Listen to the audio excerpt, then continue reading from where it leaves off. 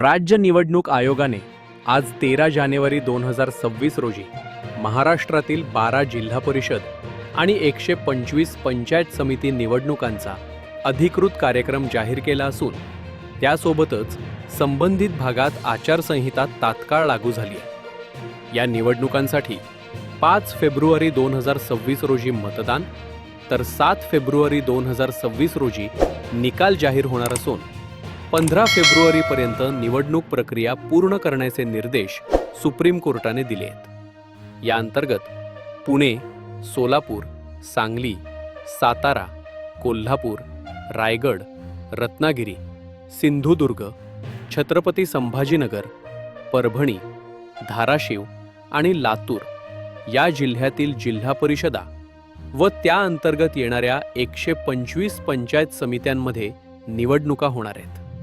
निवडणूक कार्यक्रम जाहीर होताच आचारसंहिता लागू झाल्यामुळे आता सरकार किंवा राजकीय पक्षांना मतदारांना प्रभावित करणारे निर्णय, जाहिराती, लाभवाटप किंवा कोणतेही प्रलोभन देणे प्रतिबंधित राहणार आहे। अशाच महत्त्वाच्या राजकीय व सरकारी अपडेट्स सर्वात आधी मिळवण्यासाठी चॅनलला सबस्क्राईब करा।